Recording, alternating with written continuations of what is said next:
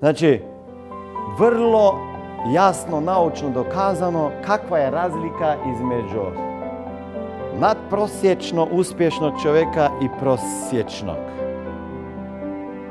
Jedina razlika je 10.000 sati koje je neko uložio da je postao majstor nekog zanata ili pijanista ili violinista ili fudbaler ili košarkaš. Znači, dokazano je da talent nije ništa ako ga usporediš sa istrajnošću i radom tvrdim. Dražen Petrović, dobar primjer, pokojni Dražen Petrović.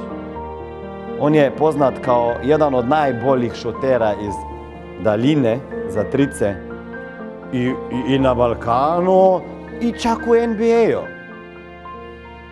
Ali malo ljudi zna da su njega zvali Kamenko dok je bio mlad.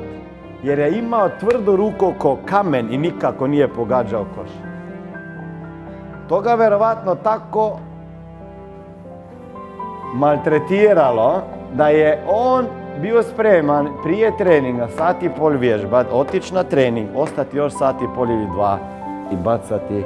Dok su svi već bili doma, gledali TV, grickali čip i čips, on je još uvijek bacao.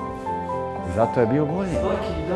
Znači, dokazano je zašto su ti bendovi postali najbolji. Jer su vježbali 10.000 sati.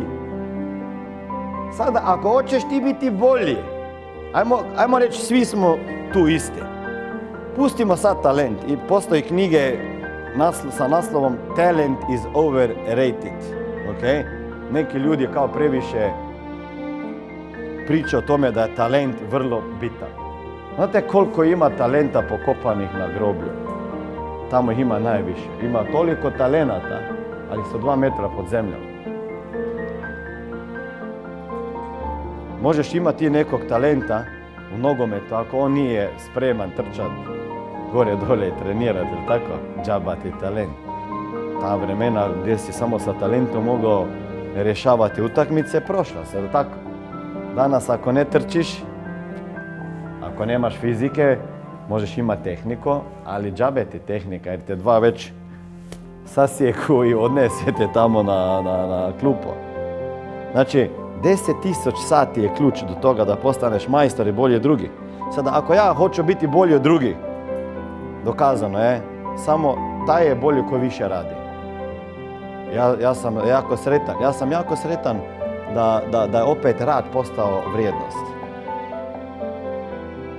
Ja? Jer u nekim vremenima, neću reći kojim, ako si bio negdje, mogao se nešto odraditi i ne treba, mislim, ti si treba puno raditi, ne?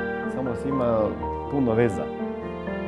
Sada, recimo nas dvoje radimo. Ako hoćeš biti bolji,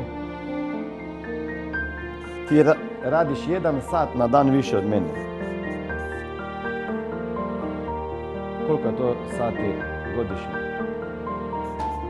No ne može, ajmo reći neće subotu, nećeš nedjelju, neće svaki dan odmah. Ajmo reći 250 dana. Ok? To je koliko? 250 sati godišnje. To nije ništa. To je premalo. Koliko smo rekli da je ključni broj? Koliko je to ako godišnje 250 sati? To je 10 godina, 2000. Koliko je to? Pa previše je to. Znači, ako ja radim 4 sati više na dan, to je puta 250 je 1000. Koliko je za 10 godina? Pa točno to.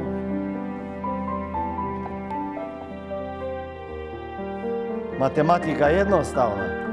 Znači, ako hoćeš biti odličan, vrhunski, ili u sportu, ili u biznisu, ili naučiti engleski jezik, ne znam šta.